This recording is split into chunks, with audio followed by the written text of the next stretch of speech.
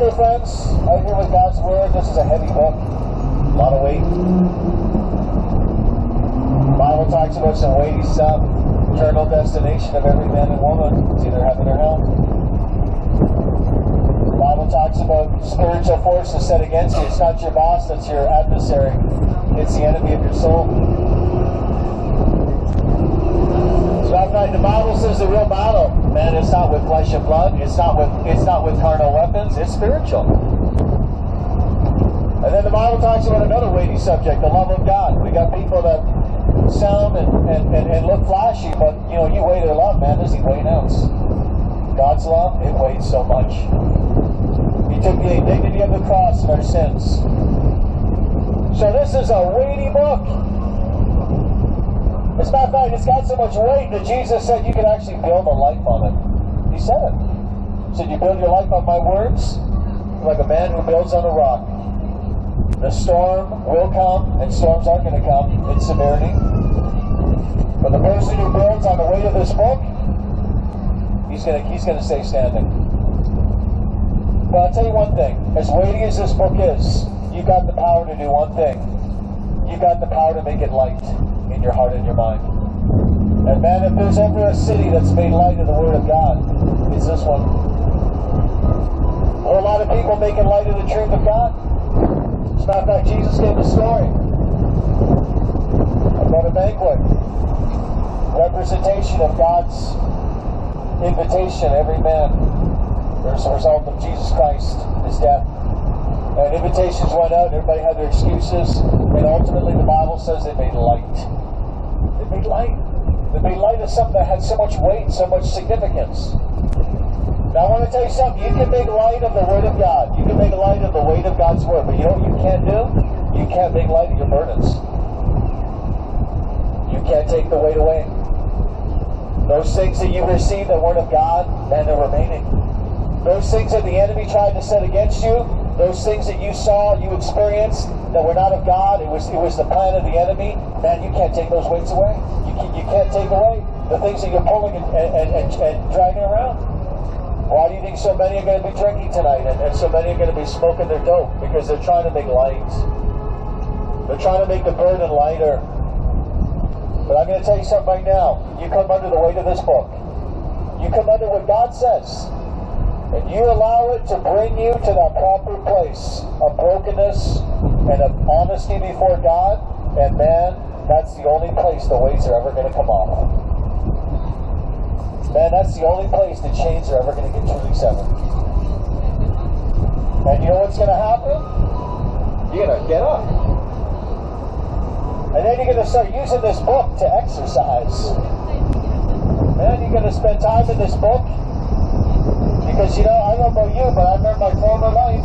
Man, hours on the internet, hours reading this, hours studying that, and at the end of those sessions, no strength at all. Man, I was dealing with 2, 3, 4 pound weights. But man, the session in the Word of God, we're dealing with 20s, 40s, 50s. Makes you strong. The Word of God, as the Bible tells us, is not simply about puffing up with knowledge, but rather to edify, to build up, to make one strong. And that is the amazing thing that God can do when we take the Word seriously. Now, I've got a bit of warning for you all. God is going to weigh everybody out in the end. Not our good deeds against their bad deeds, because our works don't matter. It's all about His grace being at work in our lives. That's the only thing that matters. You can work all your life to try and press God, and God won't receive it. All you've got to do is receive His grace, which when it's at work in your life is powerful. But God's going to weigh us all out. Jesus said He's going to sift. There's going to be some that look substantial outwardly, but they're chaff. There's nothing inside. I think of the Sikh convert to Christianity, Sadhu Sundar Singh. He had a powerful testimony. He was invited to the United States. They looked at American Christianity. He said, man, you guys are like a hollow stone at the bottom of a river. You're surrounded by the water, but it can't get inside. And that applies to As I said earlier, a lot of the things of this world, the offerings of this world, they're only surface. They can't get inside. They can't fill the void. They can't fill our lives. And without that real filling, the life of God, the Spirit of God, we're empty. Outwardly, we can look like we're so substantial, but we're lacking in the right way. God is going to weigh everyone out. It's going to come down to those two things, whether you're wheat or you're chaff, whether outwardly you look like you have so much, but inwardly you don't have His life within you. And you know, in His love He warns. I mean, He had to warn Belshazzar, right? This guy had his party, booze all stocked up, dancers. Man, he made light of the things of God. He took out the vessels that were in the temple and He started using them for His booze.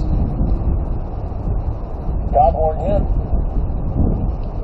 God said, man, I weighed you out. Man, you're found wanting. That's spectral evidence. What's that? You don't even know what it is. I don't need to know what it is, man. Spectral evidence. Man, once I was blind, but now I see. Man, that's the only thing I need. I got a new perspective, dude.